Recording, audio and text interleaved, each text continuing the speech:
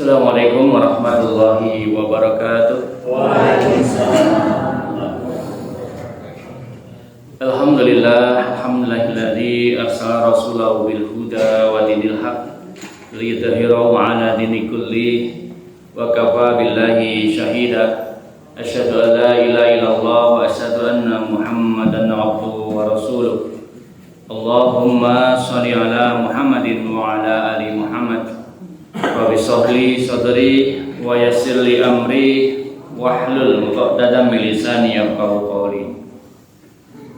Wallahu ta'ala fi kitabil karim. A'udzu billahi minasyaitonir rajim. Innallaha astara minal mu'minina anfusahum wa amwalahum bi anna lahumul jannah yuqatiluna fis sabilillahi fayaqtuluna wa yuqtaluna wa'dan 'alaihi haqqan fit Taurat wal Injil wal Qur'an wa man awfa bi ahdihi minallahi fastabshiru bi bai'ikumul ladzi ba'attum bih wa dzalika humul fawzul 'adzim. Shadaqal 'adzim.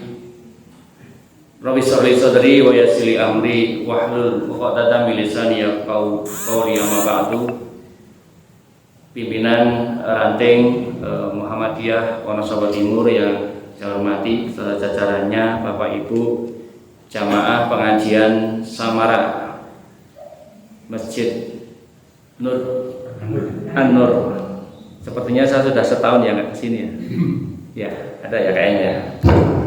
Dari haji sampai haji gitu kan.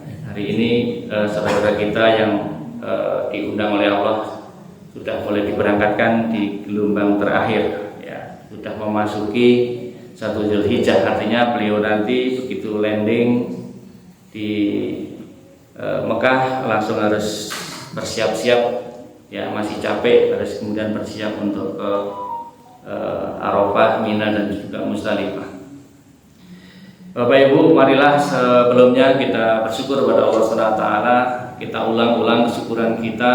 Alhamdulillah, Allah masih memberikan kita banyak nikmat. Nikmat utama adalah nikmat sehat, nikmat sempat, dan nikmat juga pada malam hari ini kita bisa bermuajahah untuk saling watawassaw bil haq, saling mengingatkan, saling nasihat menasihati, saling menyemangati dalam ketaatan, dalam ketakwaan.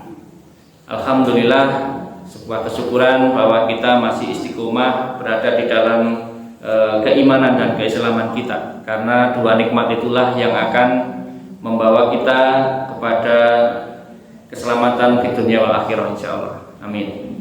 Shalawat salam tidak lupa, tidak bosan, tidak henti senantiasa kita sanjungkan kepada sosok agung yang mulia Rasulullah Muhammad SAW, sosok yang selalu kita rindukan, sosok yang ingin senantiasa kita teladani, sosok yang kita harapkan nanti di akhir yaumil akhir nanti kita layak untuk mendapatkan syafaatnya. Amin ya rabbal alamin. Bapak Ibu yang dirahmati Allah, jamaah pengajian Samara Masjid An-Nur, tema yang diambil ini mungkin cukup unik ya. Apa sih hubungannya antara pengorbanan itu dengan kebahagiaan? Karena kebanyakan orang yang berkorban itu cenderung menderita. Ya. Orang yang berkorban itu ya, kalau tidak didasari dengan sesuatu nilai ya, nilai keikhlasan, rasa cinta, pengabdian, itu nanti biasanya pengorbanan itu berujung derita. Nah, Bapak Ibu yang dirahmati Allah, kita menyadari bahwa dalam kehidupan sehari-hari kita, siapapun orangnya, apapun status sosialnya, apapun pendidikannya, semua orang di dunia ini selalu mencari apa yang namanya kebahagiaan. Apakah sampai hari ini Bapak Ibu atau kita semua ini apakah sudah mendapatkan kebahagiaan itu? Sampun apa dereng kirang langkung? kebahagiaan itu ada yang nisbi, ada yang hakiki. Kebahagiaan ada yang hanya sesaat, tapi ada juga yang kebahagiaan itu terus menerus dan berkelanjutan. Kalau bahasa kerennya sekarang itu sustainable, berkelanjutan. Ya, nah maka kita juga sudah diajarkan sebuah doa yang kita disuruh minta. Ya, Rabbana atina fid dunya hasanah wa fil akhirati hasanah wa qina adzabannar. Kita itu selalu minta kebaikan, minta kebahagiaan dunia dan akhirat. Nah, kembali lagi tentang kebahagiaan sebelum kita bicara tentang pengorbanan, Bapak Ibu. Jadi orang dalam menjalani kehidupannya itu ya ada untuk mendapatkan kebahagiaan itu melalui harta. Dia berasumsi bahwa ketika seseorang itu bergelimang harta, berkecukupan hartanya, berlimpah ruah, itu kemudian menimbulkan kebahagiaan yang hakiki, yang sesungguhnya. Ya, tapi pada faktanya, Bapak Ibu, saya menjumpai atau panjenengan juga mungkin melihat di medsos atau di berita-berita orang yang bergelimang harta ternyata juga tidak bahagia. Ya. Tadi sore hari Selasa biasa saya ada pasien, Pak. Ya, seorang suami istri, keluarnya si ibu, ya, ibu ini sudah usianya sudah hampir 60-an. Ya.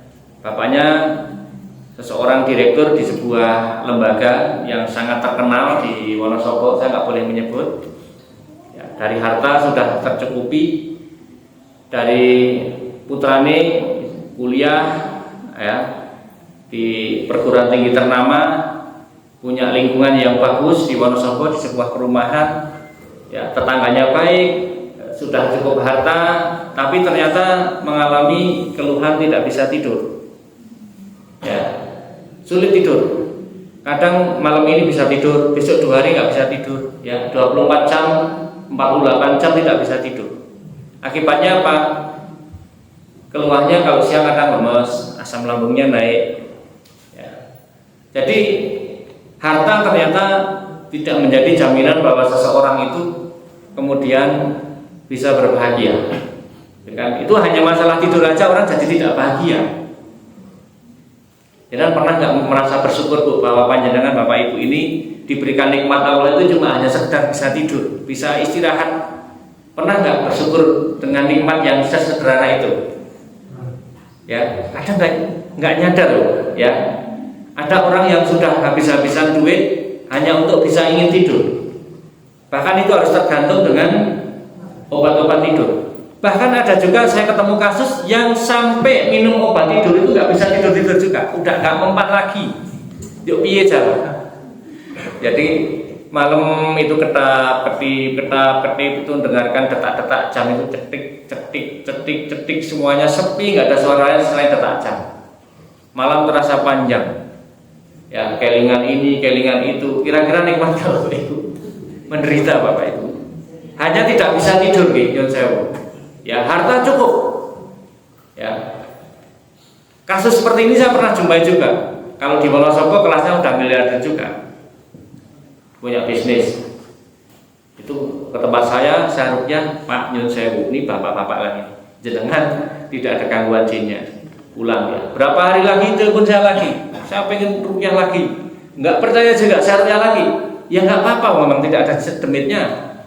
Gitu kan. Artinya dia punya permasalahan psikologis. Jadi banyak orang, sebagian orang mencari kebahagiaan itu dari harta. Tapi hari ini ternyata harta itu tidak bisa membuat orang bahagia. Tempo dulu kita bisa mendengar kisahnya Koron. Ya, Koron itu sampai hari ini legend ya, bahwa hartanya itu kalau ketemu di bawah itu ada harta, itu hartanya Koron. Saking banyaknya harta. Tapi apakah dia membawa kebahagiaan? Ya, mungkin di dunia iya, dia di subyo-subyo dihormati karena hartanya, tapi di akhirat dikebuki karo malaikat. Kemudian yang kedua, Bapak Ibu, ada beberapa orang di antara kita yang merasa bahwa ketika punya jabatan itu bahagia. Betul enggak? Apa sehingga berbagai macam cara ngumpulke duit, proyek sana proyek sini, ya dikumpulkan uangnya, mohon maaf, untuk kemudahan serangan fajar, kemudian jadi secara transaksional dia kemudian mendapatkan jabatannya, ya. Entah di legislatif, entah di eksekutif, entah di yudikatif, gitu kan. Atau di lembaga swasta pun terkadang juga ada juga yang modalnya sokok mencokok, sikut menyikut untuk kemudian mendapatkan jabatan dan mengira bahwa jabatan itu mendatangkan kebahagiaan, tapi ternyata juga tidak, ya. Beberapa di antara mereka malam tidak bisa tidur nyenyak karena ada pemeriksaan pajak, ada pemeriksaan ini per KPK dan sebagainya, ya, itu real, ya. Kemudian banyaklah ternyata harta tidak memberikan kebahagiaan, jabatan tidak memberikan kebahagiaan, ketenaran Bapak Ibu. Kan ada tuh orang pengen beken, pengen tenar, pengen viral, akhirnya aneh-aneh kan gitu kan. Ya. Saya tadi pagi baru menemukan satu berita, ada seorang YouTuber Indonesia itu yang pendapatannya itu sudah miliaran dari channel YouTube-nya. Kemudian dia memilih untuk pensiun dari seorang konten kreator. Kenapa? Karena kehidupan rumah tangganya, keluarganya sudah mulai terusik dengan ketenaran dia. Dia subscribernya itu sudah sekitar berapa 12 jutaan. Nah, dari subscriber yang banyak itu dia mendapatkan pendapatan dari YouTube. Dan itu satu bulan itu udah nilainya sudah miliaran, Bapak. Artinya dia hanya konten aja sudah duitnya mengalir terus. Tapi di balik ketenaran itu ternyata Bapak Ibu urusan rumah tangga sudah mulai terusik. Akhirnya dia hidupnya jadi tidak nyaman. Akhirnya jauh juga dari kebahagiaan.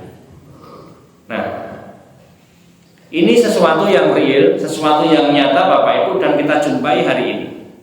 Ya, nanti kita akan masuk kepada bagaimana pengorbanan itu bisa mendatangkan kebahagiaan yang hakiki, yang tidak hanya sementara seperti ini. Nah, di balik kisah itu Bapak Ibu, kita bisa melihat satu hal yang sederhana dalam kehidupan kita terkait dengan kebahagiaan, ya.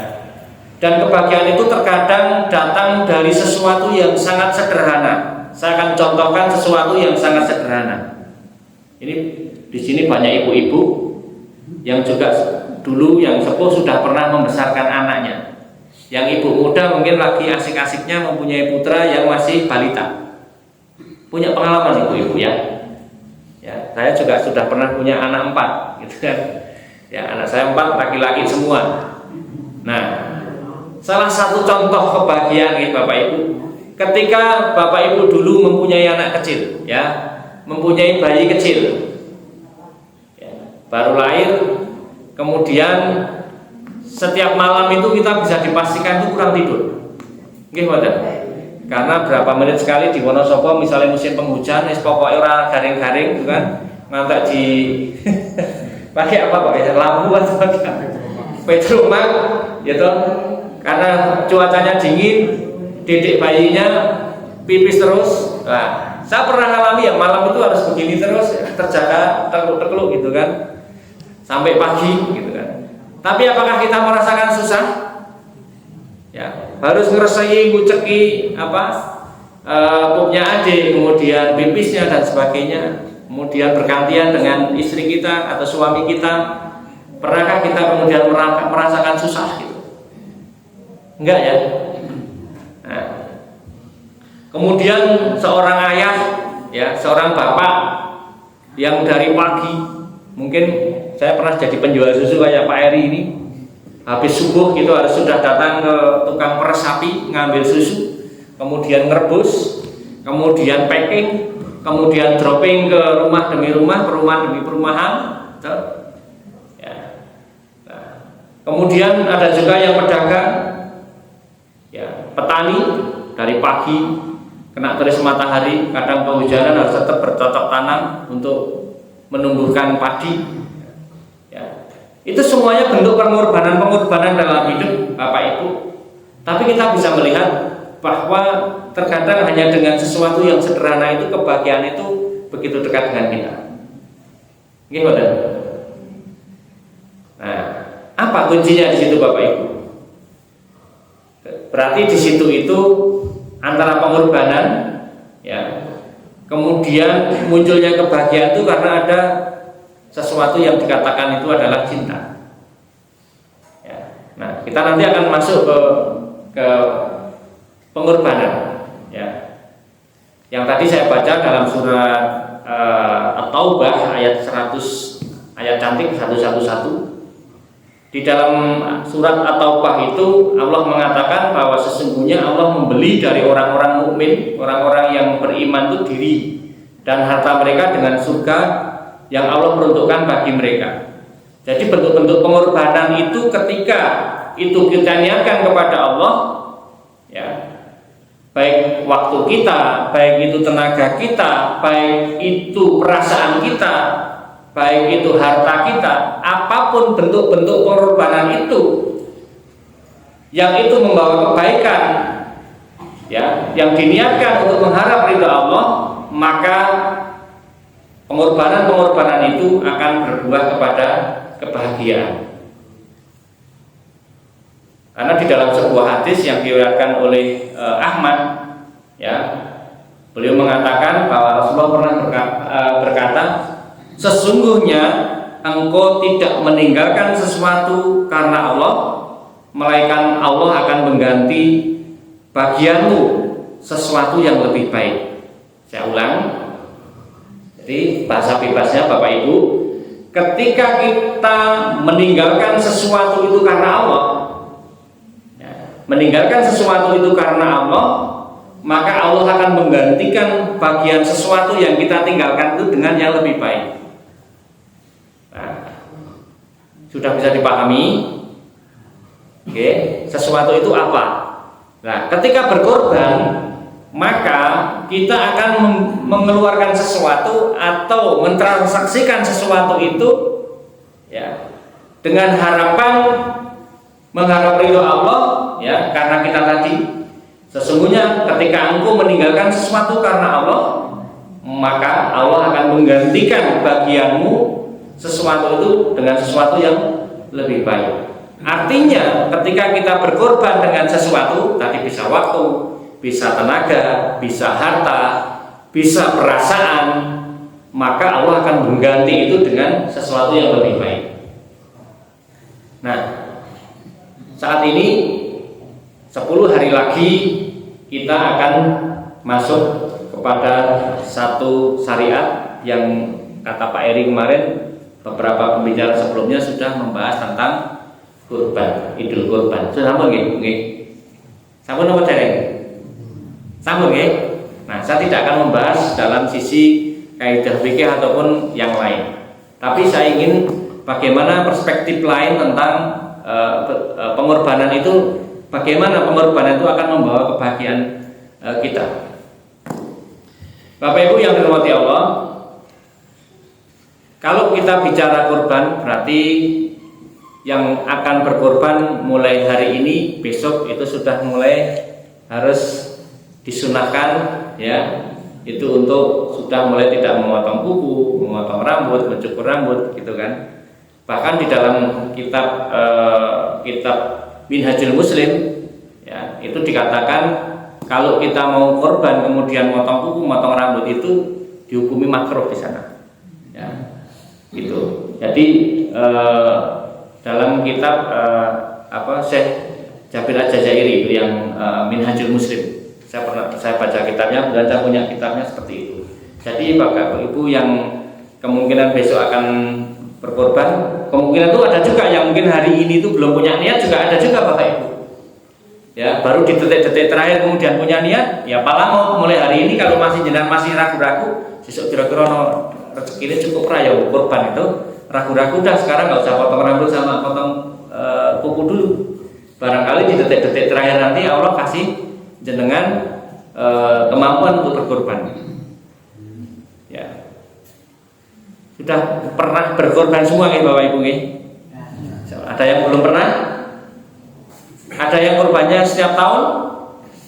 Atau ada yang hanya cukup setahun sekali, apa seumur hidup sekali? Ya, karena saya kadang, saya ini mohon maaf juga bakul pedes sudah hampir 12 tahun. Ya, saya peternak domba, kemudian saya juga menjual domba. Dari tahun ke tahun rata-rata saya bisa menjual 80 sampai 120 ekor. Tapi 3 tahun terakhir ini cenderungannya turun. Ya, kecenderungannya turun, Bapak Ibu.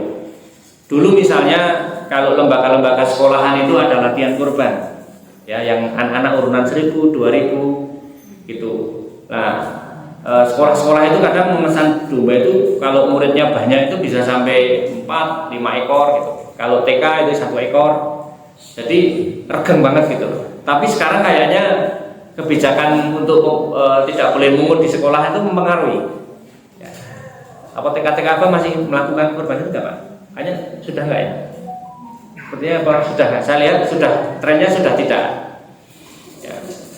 Nah, kaitan dengan kurban saya agak keluar sedikit dari tema kita, Bapak Ibu. Saya ingin kisahkan tentang beberapa orang yang dengan susah payahnya kemudian dia berkorban. Ya, kisah ini saya peroleh ketika saya jadi ketua pemuda Muhammadiyah di pimpinan cabang Wonosobo dulu. Ya, saya masih ingat yang mengisahkan itu salah satu saudara kita. Ya, bahwa dia itu punya teman yang dia itu seorang tukang ojek. Gitu. Ya, konon bapak-bapak tukang ojek ini setiap tahunnya ini bisa berkorban. Gitu. Setiap tahunnya itu bisa berkorban. Ya.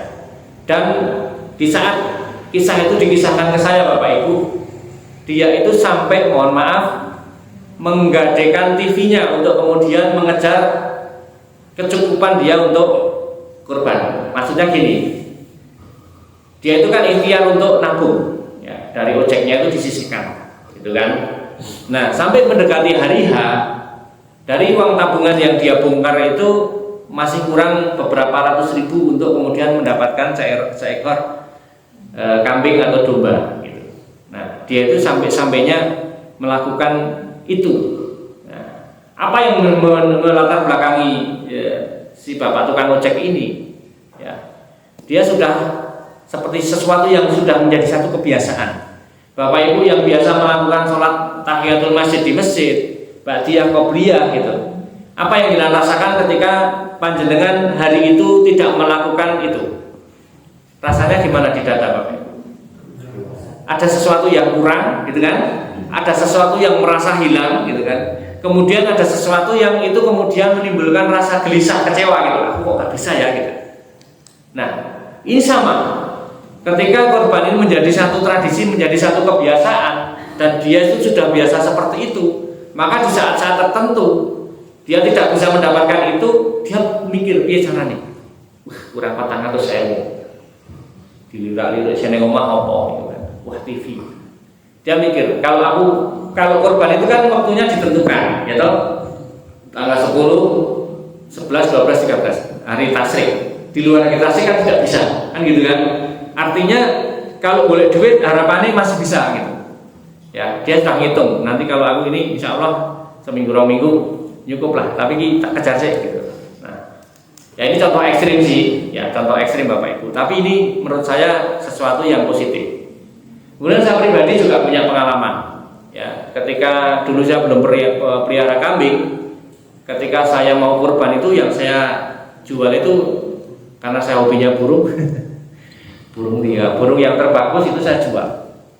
Ya, pernah saya ingat betul waktu itu saya punya burung kenari yang silangan impor, Pak.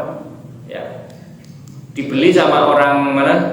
Cina, ya, yang Cina bos tembakau di Maraan. Wah, saya udah pusing, wah ini wis ditik orang ngumpul-ngumpul. Saya lirik-lirik manuk, Pak. Manuk saya tawarkan. Kodarullah ketika sudah ada niat, begitu menawarkan 1, 2, 3 orang itu ada yang nyantel. Allah kasih kemudahan. Saya datang ke mana? Maraan hanya mengantarkan seekor burung untuk dapat uang untuk bisa saya belikan domba. Ini kisah pribadi. Kemudian ada juga seorang penjual es apa ya? Es keliling, es dong gitu ya. Seorang pemuda. Ya, namanya Abdullah gitu aja. Ya. Nah, dia ini juga mempunyai kebiasaan setiap tahunnya itu berkurban. Nah, caranya gimana? Dia nabung setiap hari itu minimal 5.000. Ya, 5.000 jualan, besok laku 5.000. Nah, dia jualannya tuh keliling, masuk dari gang ke gang gitu kan. Ya, kemudian ya ngumpulkanlah dari 1.000 2.000 gitu kan. Dapat keuntungan, kadang hari itu habis, kadang kalau cuaca mendung, ya kadang ya tidak habis gitu kan. Ya namanya orang jualan ya. Tapi masya Allah, dia istiqomah untuk kemudian menyisihkan 5.000 ya. Jadi nyuwun sewu ya Bapak Ibu, ketika seseorang bisa merokok 1 bungkus ya, kemudian dia tidak korban, itu harusnya polisi nih kalau bisa itu. Gimana? Coba yang ada yang rokok nggak di sini Pak? Saya mohon info, saya tuh nggak ngerokok. Kalau 1 bungkus rokok itu berapa Pak? Ya, 25.000. Ya, 25.000. Setahun ada berapa hari Bapak Ibu? 300. Ya, 354. Tak kalikan 25.000. Itu belanja rokoknya 8.800.000. Ya. Kalau dia bisa menghemat 50% aja, udutnya itu dikurangi separuh wadah itu, yang pack itu 1 hari, itu cuma separuh hari, itu udah gede itu 4 juta itu. Sudah bobotnya sudah di atas 40 kilo. Ya. Kan luar biasa. Nah, problemnya di mana Bapak Ibu? Karena tidak punya semangat untuk berkorban. Ya. Ini saya juga ketemu kasus yang unik. Saya tuh punya langganan korban. Ya, setiap tahun di tempat saya hampir beliau ini ngambil mesti 2 ekor. Kalau saya sebut nama mungkin panjangan juga akan tahu orangnya sebagian. Ya. Beliau ini dalam rentang waktu ini order ke saya itu udah ngeralat 3 kali Pak Ibu. Pertama beli yang 4,5 juta. Tahu-tahu diralat Pak yang 4,5 juta saya minta ganti 5 juta. Itu kan ngeralat lagi beli 2, yang satu itu 6 juta, yang awalnya 5 juta sama 4,5. Kemarin ngeralat yang 4,5 juta saya minta diganti 5 juta Pak. Tuh. Kemudian tadi pagi minta diganti lagi jadi 5,7 juta sama 6 juta. Minta diskon, saya diskon 100.000. Jadi dia bayar ke saya 6 juta sama 5,6 satu orang. Saya melihat pola ibu ini apa? Saya mikir kalau diralat itu kan boleh sing lebih murah ini Pak. Ternyata ralatnya itu nambahin duit. Saya berpikir beliau ini seorang pedagang, kemudian ketika anak tambah duit itu dia nambah lagi upgrade gitu loh. Ya, ini betul real ada. Baru tadi pagi ngeralat Pak, saya yang 6 juta, yang 5 juta saya minta diganti ke 5,7. Masya Allah, saya udah tak corek lagi. Artinya ketika kesadaran berkorban itu tidak hanya sekedar berkorban, dia mesti mencari yang terbaik ya untuk Allah. Satu lagi ceritanya, nanti tidak kebanyakan cerita ya. Satu lagi, saya punya teman juga.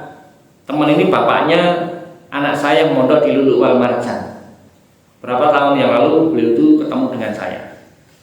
Beliau cerita, Pak, sampean duwe wedhus sing paling gede ning kandang duwe ora? Ono Pak. Piro sing paling gede? 7 juta. Digo aku Pak. Nah, beliau ini ternyata mengisahkan sebelumnya beliau ini sukanya korbannya itu korban sapi Pak, urunan gitu loh. Nah, cari krungu Ustaz gitu bahwa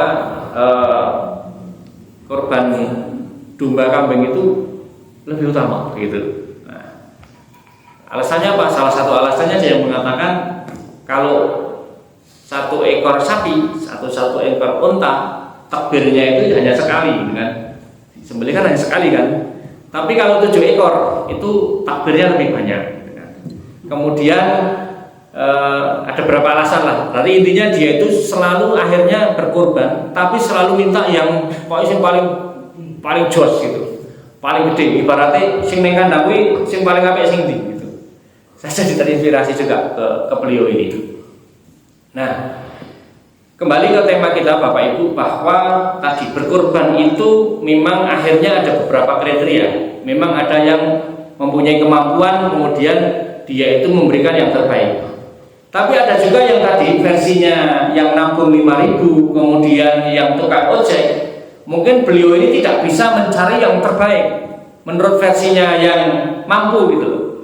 Tapi ya misalnya dapat yang 1,8, 1,5, yang penting memenuhi syariat, maka bisa jadi pahalanya itu, pahala berkurbannya itu lebih gede ya, yang mereka yang bersusah payah itu ya, yang 5.000-an sehari itu effortnya luar biasa Pak ya, effortnya luar biasa, usahanya itu luar biasa. Sebagaimana beberapa orang-orang yang juga haji, untuk bisa berhaji itu sampai pengorbanannya itu sampai mengurangi keinginannya, pirang-pirang tahun ora tuku klambi gitu kan, anggaran untuk beli baju baru dialihkan untuk tabungan, kemudian mengurangi kesenangan-kesenangan yang mungkin dia bisa lakukan itu dikurangi untuk bisa ngelompok gitu.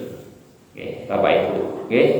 Nah, Bapak Ibu yang dirahmati Allah, kisah-kisah tentang pengorbanan itu sesungguhnya cukup banyak ya. Sejak zaman Nabi Adam dulu ada kisahnya Qabil dan Habil, putranya Nabi Adam ya, dulu dites oleh Allah untuk berkorban, itu sudah ada.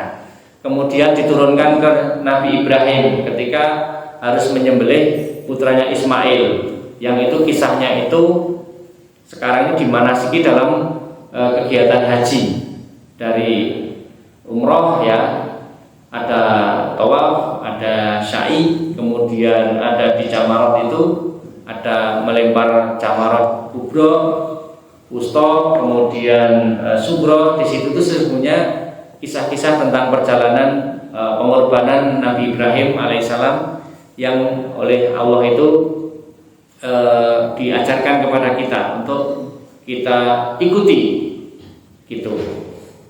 Nah, lalu kembali lagi bagaimana kebahagiaan ini bisa kita peroleh melalui pengorbanan.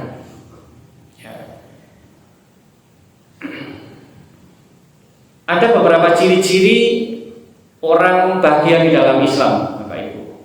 Ya. Yang pertama, orang bahagia itu tandanya adalah hatinya tenang dalam beribadah. Ya. Hatinya semeleh ketika beribadah itu, ya tenang itu ya tumakninah ya. Ketika dia sholat, ya dia tidak gemerungsung, tidak buru-buru. Ketika sholat selain tumakninah, ya ijik kober zikir, ijik kober mengingat Allah, kemudian baru kemudian bekerja lagi. Orang kemudian Allahumma lantas jalan, gitu, salam, kelingan gawean langsung bus, gitu kan? Kan ada yang model kayak gitu. Kenapa? Tenang, ya, hatinya tenang dalam beribadah. Ya. Kemudian ciri yang kedua dari orang bahagia adalah ridho atas takdir Allah. Ya. Ini ridho terhadap takdir Allah itu begini Bapak Ibu. Saya banyak menjumpai dari kasus-kasus yang saya jumpai di dunia praktek ruqyah itu, ternyata kebanyakan orang frustasi, orang stres, orang depresi yang kemudian berlanjut menjadi penyakit medis. Ya. Jadi mekanismenya ada seorang dokter yang meneliti tentang hubungan ibadah dengan kesehatan. Dia mengatakan bahwa ketika seseorang itu stres, ketika seseorang itu depresi, ya, tertekan pikirannya secara berkesinambungan, maka beberapa sistem hormonal di dalam tubuhnya itu mengalami perubahan atau terjadi ketidakseimbangan hormonal di dalam tubuh. Ya, kortisolnya naik. Kortisol itu hormon stres. Kemudian beberapa hormon kebahagiaan, dopamin dan sebagainya itu akhirnya turun karena yang dominan adalah hormon stres. Akibatnya apa? Mekanisme dalam tubuh ini juga berubah. Contoh misalnya, mohon maaf, asam lambungnya jadi lebih banyak dikeluarkan, sekresi asam lambungnya naik. Akibatnya apa? Di dalam lambung ini tingkat keasamannya tinggi. Akibatnya perforasi asam lambungnya itu, dinding lambung mengalami perlukaan, akhirnya mengalami sakit mah. Kemudian kelenjar ludahnya juga berkurang, akhirnya bibirnya kering, kemudian pecah-pecah, maka sering sariawan. Nah, apa? Karena tidak bisa tadi ya, bahwa salah satu kebahagiaan itu ciri-cirinya ridho atas takdir Allah. Banyak orang yang mengeluh lagi, aku kok begini. Ya, aku kok sakit, aku sudah berobat ke sana kemari, ke beberapa rumah sakit, ke orang pintar, ke tabib dan sebagainya, kok nggak sembuh-sembuh. Nah, yang disalahkan adalah keadaannya. Ya. Nah, tidak bisa memahami itu bahwa ini adalah ujian dari Allah, bahwa ini adalah takdir dari Allah SWT. Ya, memang ketika membahas tentang nanti rukun Islam yang ke-6, bicara tentang qada dan qadar, takdir itu tipis ya, gitu kan? Ya, ada yang Jabariyah yang yang penting pasar baik kurang Gus Allah diwehi, ya, misalnya nggak bisa gitu. Ada beberapa hal yang harus diikhtiarkan. Kalau kita sakit ya kita harus berikhtiar agar diberikan sembuhan. Lah kalau nggak sembuh, nah kita harus ridho terhadap ketentuan Allah itu. Ada beberapa orang yang mohon maaf juga misalnya tidak punya omongan sampai beberapa tahun. Ya. Ketika sudah berikhtiar, sudah cek kesehatan, sudah melakukan beberapa program ya, dari makanan, dari berbagai macam metode, kemudian di situ kok tidak punya juga omongan, nah itu sudah takdir Allah gitu. Artinya kita harus ridho, kita harus bisa menerima itu. Nah, ini istilahnya ketika orang bisa memahami ini, maka orang itu pasti akan bahagia. Barang siapa, kan ada ayat yang mengatakan dalam surat Al-Baqarah, tidak salah ya, bisa jadi sesuatu yang engkau sukai itu Allah itu jauhkan ya, karena menurut Allah itu tidak baik menurut Allah untuk dirimu. Bisa jadi sesuatu yang engkau benci itu didekatkan atau diberikan kepada kita karena menurut Allah sesuatu itu baik untuk kita. Nah, kalau kita memahami Bapak Ibu dan kemudian kita ridho, maka insya Allah kita tidak akan pernah galau dalam hidup. Ya, artinya ya sudah kita ridho dengan ketentuannya Allah. Jadi orang bahagia yang ketiga, ya tidak tergantung pada dunia. Hatinya ini terbebaskan dari dunia. Ya, ketika dia memiliki segala sesuatu, menganggap bahwa sesuatu itu bukan miliknya, maka dengan enteng ketika sesuatu itu hilang dari dirinya, qalu inna lillahi wa inna ilaihi raji'un. Segala sesuatunya itu milik Allah dan akan kembali pada Allah. Ketika panjenengan yang sewu bawa motor ya di alun-alun, sudah dikunci, sudah dititipkan ke Pak tukang parkir, kok kemudian hilang, ya sudah, kan sudah ikhtiar, ya sudah, akhirnya apa? Tadi, ya mesti ada maksud tertentu ketika sesuatu itu hilang dari diri kita. Kan ada wa'luanakum bisai minal khawfi wal ju'i wa anfusi dan seterusnya itu, ya. Maka ketika kita menyadari bahwa segala sesuatu ini sesungguhnya bukan milik kita, ya, kita akan merasa enteng. Ya, tidak akan merasa was-was. Ya, saya juga punya bisnis, tapi saya tidak pernah memasukkan bisnis itu dalam hati saya. Jadi saya tenang. Di wedhus ya saya nggak pernah ngitung, mbok dicolong wong mati dan sebagainya wis lillahi ta'ala. Jadi karena tidak saya masukkan ke dalam hati. Ya. Jadi salah satu ciri orang bahagia itu adalah hatinya itu tidak tergantung pada dunia. Hati tenang dalam ibadah, ridho terhadap takdir Allah, tidak tergantung pada dunia. Kemudian yang keempat, Bapak Ibu, mudah bersyukur dan bersabar. Orang bahagia itu ketika dia mendapatkan nikmat apapun itu, sekecil apapun nikmat itu, dia mudah sekali bersyukur. Alhamdulillahirabbil alamin. Ya Allah, diparingi rezeki. Alhamdulillahirabbil alamin. Diberikan kemudahan-kemudahan dalam hidup, gitu kan? Nah, tapi juga ketika dia mendapatkan kebahagiaan, mendapatkan sesuatu yang dia inginkan, dia harapkan, yang dia minta doa dikabulkan, dia bersyukur pada Allah Ta'ala. Tapi ketika dia mendapatkan ujian, musibah, sesuatu yang tidak membahagiakan, tidak mengenakan, sesuatu yang dia benci, dia tetap bersabar. Nah, hebatnya seorang muslim semuanya dapat 2 poin. ketika dia berbahagia, nikmat, dia bersyukur dapat pahala. Ketika dia susah, dia sempit, dia menderita, kemudian dia bersabar, dia juga dapat pahala. Masya Allah. Jadi bagi seorang muslim itu sesungguhnya tidak ada yang perlu dikhawatirkan, karena segala sesuatunya itu berpahala. Kemudian yang terakhir Bapak Ibu, ciri orang bahagia dalam Islam itu adalah seseorang yang bahagia itu hatinya dipenuhi dengan keikhlasan dalam berbuat baik. Ikhlas itu kholas itu murni itu tidak tercampur. Ya, artinya segala sesuatu yang dia lakukan itu ya hanya mengharap ridha Allah SWT.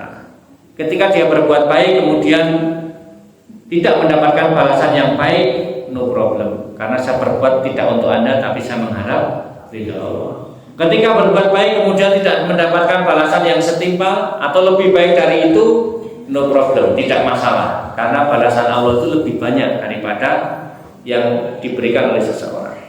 Nah, ketika seseorang bisa memberikan dengan ikhlas tanpa pamrih, los, maka apapun yang dia terima, ya di alam orang di alam, semuanya everything is okay, tidak ada pengaruhnya sama sekali, karena transaksi dia adalah dengan Allah. Ya, inna sholati wa nusuki wa mahyaya wa mamati lillahi rabbil alamin. Segala sesuatu aktivitasnya lillahi rabbil alamin. Itu orang yang sesungguhnya sak merdekanya orang itu yang seperti itu. Kalau jenengan sudah bisa mempunyai perasaan seperti itu, insya Allah bahagia. Jenengan berbuat baik pada anak panjenengan. Ini semono sumben, misalnya anak-anak kita itu tidak kemudian mengganti kebaikan kita itu, ya kita tidak akan sakit hati, karena kita menghidupi mereka, mendidik mereka, ya membesarkan mereka sampai menikahkan mereka, itu bukan karena anak kita, bukan karena hanya sekedar kewajiban, tapi mengharap ridha Allah SWT. Kemarin ada kisah ya, yang seorang bapak omai nengon gubuk, ya anaknya 3, yang satu tentara, yang satu itu tapi orang dopeni, nyun sewu gelandang, viral kemarin kan, ada kisahnya kan. Dan kasus seperti itu Bapak Ibu, saya beberapa kali menjumpai di Wonosobo, Bapak Ibu. Ya, salah satu alasannya ada yang memang nyun sewu ketika dia ini punya anak kecil-kecil itu nggak diurusi gitu. Jadi ketika dia sudah tua itu anaknya itu nggak ada yang mau peduli. Itu ada yang kasusnya seperti itu. Tapi ada juga yang bapaknya sudah baik, ibunya sudah baik, tapi ketika anaknya sukses itu bapaknya dititipin yang Bali Jombo juga ada gitu. Gitu. Itu ada kasus seperti itu. Nah, saya ke anak-anak saya katakan, ketika bapakmu ini bekerja, bapakmu ini mencukupi kebutuhanmu, aku transaksinya sama Allah. Kamu manut monggo, tidak ya monggo, nanti urusanmu sama Allah. Tapi insya Allah ketika kita mendidik anak-anak kita ini menjadi anak soleh-solehah, insya Allah ya harusnya tahu kewajiban dia itu terhadap orang tua. Tapi sebagai orang tua, kita ini membebaskan hati kita itu dari bahwa aku tahu apa ini tak gedeke, wis umpen ben ngopeni aku gitu. Kadang saya kepikiran begitu ya Pak ya. Kalau bisa itu kita bebaskan aja, karena kita transaksinya itu sama Allah. Karena kalau kita ikhlas itu kita dapat pahala. Ya, yang kita rinowangi, ya ketekuk-tekuk hasilnya buat gawe, memeras keringat banting tulang, bahasanya itu kita ini sesungguhnya karena menjalankan perintah Allah, bukan karena itu. Ya.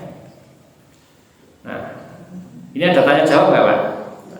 Kasih sesi kalau iya, kalau enggak kita habiskan. Sesungguhnya menakjubkan keadaan seorang mukmin segala urusannya adalah baik baginya. Hadis riwayat Muslim, masya Allah ya. Jadi bagi seorang muslim ini bahagia itu sederhana jika kita berikhtiar senantiasa dekat dengan Allah SWT. Oleh karena itu kembali lagi bahwa ketika kita melakukan satu pengorbanan dan pengorbanan itu kita niatkan itu pengorbanan kita kepada Allah SWT, maka Allah akan membeli ya pengorbanan kita itu dengan yang lebih baik dari itu. dengan surga. Ya, kalau dulu Abu Bakar radhiyallahu anhu ya itu memberikan seluruh hartanya dan yang disisakan hanya Allah dan Rasulnya, maka dimuliakan, gitu kan. Kemudian banyak sekali kisah-kisah seperti itu. Maka hari ini masih ada 9 hari, 10 hari, 11 hari.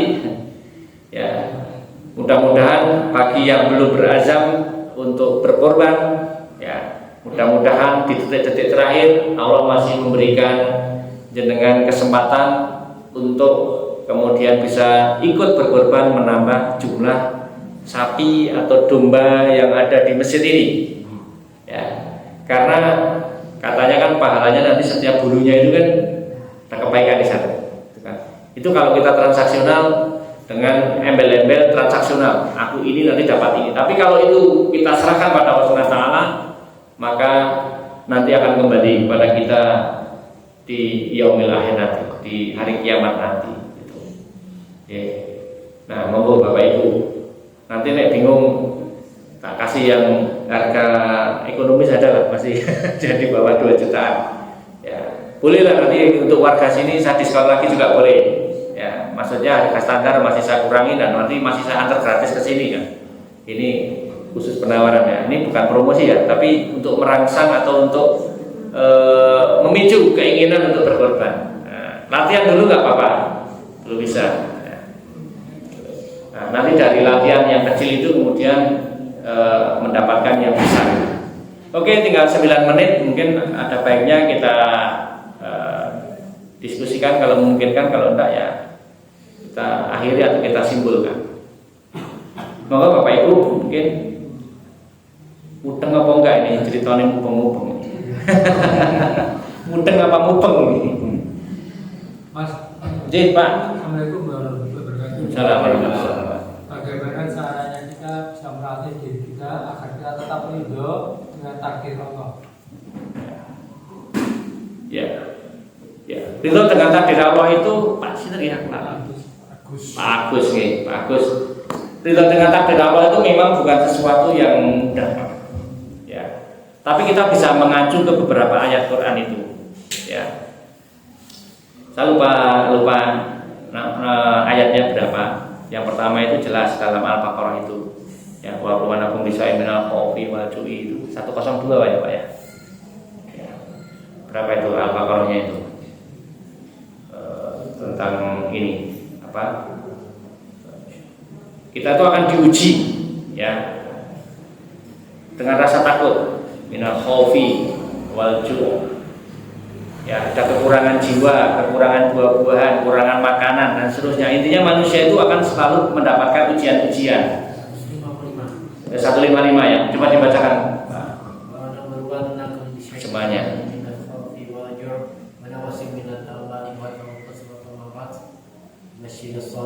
Ya, terjemahnya.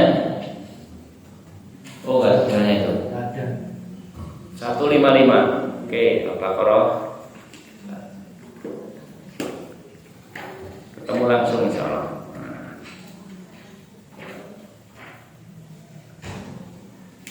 Al-Baqarah 155. Ya. Dan sungguh, ya ini terjemahnya tadi ayatnya sudah. Dan sungguh akan kami berikan cobaan kepadamu dengan sedikit rasa takut, kelaparan, kekurangan harta, jiwa dan buah-buahan, dan berikanlah berita gembira bagi orang-orang yang sabar.